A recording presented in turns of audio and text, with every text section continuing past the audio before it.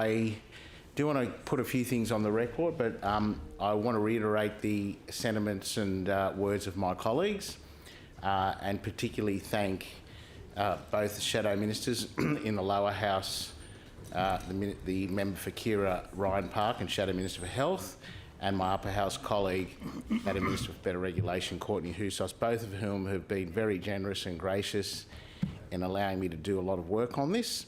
And I also want to thank the government for being very, very collaborative and cooperative on a settled piece of legislation, but in colloquial terms, knocking it into shape to make sure that it actually works, which is, as Courtney's pointed out, is very, very important to us. And we recognise that industry stakeholders came to us with issues, and we're pretty confident we've ironed most of those out, which I'll speak to shortly. And I also want to make special thanks to Ministers Hazzard and Dominello, who put a lot of effort into making sure that we got this moving forward. The Health Legislation Miscellaneous Amendment Bill number 2, 2022 makes important provisions for the work of mechanical services and medical gas. And I think it's important we remember the history of this bill. In 2016, there were heartbreaking tragedies at Bankstown Lidcombe Hospital. 2 newborn babies were administered nitrous oxide instead of oxygen. Tragically, John Ganem died as a result of this. Amelia Khan has been left with irreversible brain damage. She is vision impaired and will unlikely to be able to use her hands. Amelia will have lifelong quadriplegic cerebral palsy and intellectual disabilities. It is doubtful she will be able to develop speech and will be dependent on others for all aspects of her care.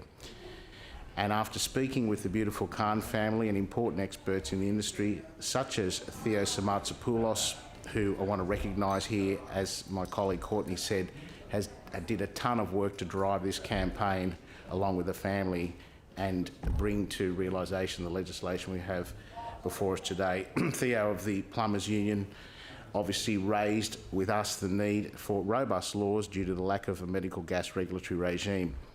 And I was able to present my bill to Parliament in June 2020 that was designed as a robust measure to prevent a repeat of the tragic events that took place at the Bankstown Lidcombe Hospital in 2016.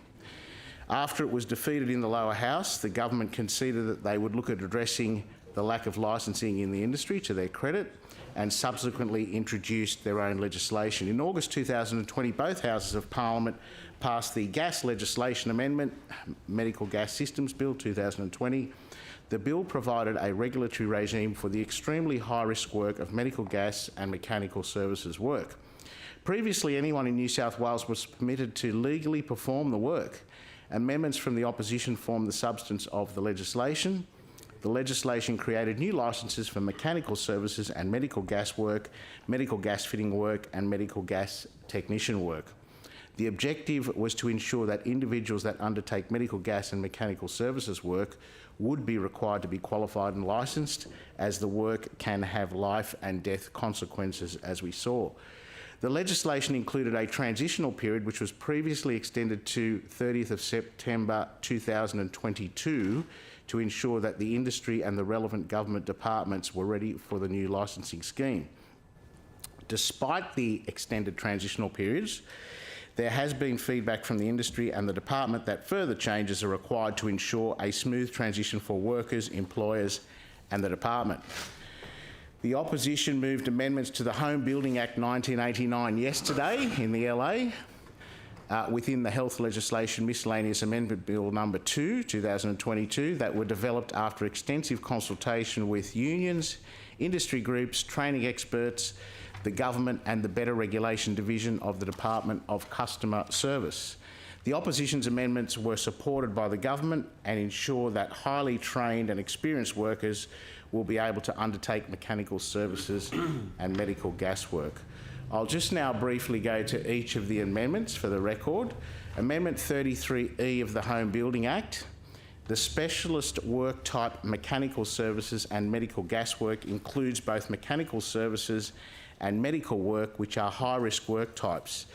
The opposition amendments ensure experienced individuals performing only mechanical services work can continue undertaking the work and they will not have to do medical gas fitting work. Essentially what this amendment does is say that if you're currently doing mechanical services work and you haven't yet got your competency to do medical gas, we will still allow you to do mechanical services work, and you can only do medical gas work until such time as you achieve the relevant competency and gain the requisite experience, which means we're not disenfranchising people who are qualified currently to do mechanical services work.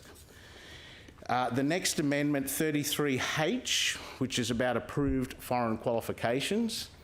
There are people from certain jurisdictions, and the UK is a classic example, who are very well qualified and competent to do this sort of work. We do not want to be in the business of disenfranchising those people who come from overseas with an equivalent competency. So the amendment essentially gives discretion to the Secretary of the Department to say, if you've got an equivalent qualification from an overseas jurisdiction, which we deem to be sufficient, and if you're able to show us via assessment that you've got the competency, you'll be able to do mechanical services and medical gas work. Schedule 4, savings and transitional provisions. After extensive consultation with Minister Dominello's office and the Better Regulation Division of the Department of Customer Service, the opposition is seeking to amend the transitional period for mechanical services. The department has said an extension is needed to 28th of February 2023 to ensure that the department is able to adequately process licences and certificates, and also make certain that the industry is ready for the new regulatory regime. So these are people who have got pre-existing quals, which the department needs to vet to make sure they're equivalent, and in order for those people to get their applications in and the department to assess the adequacy of them, we need a few extra months to do that, which is why that, that transitional provision's been extended out to 28th of February 2023. There are new clauses 158A and 158B to ensure individuals who hold contractor licences, supervisor certificates and tradesperson certificates in certain work can continue undertaking mechanical services and gas and medical gas fitting and medical gas technician work. These were some of the grandfathering provisions which my colleague, the Honourable Courtney Houssos, referred to. That is, there are pre-existing people under the historical training and qualification regime who have got the quals, but it's not necessarily called a Cert 4 contractor's licence or a Cert 4 supervisor certificate or a Cert 3 tradesperson certificate. What these amendments do is allow those historical qualifications to be recognised and for those people to be able to do the work. There is also a mechanical services definition amendment.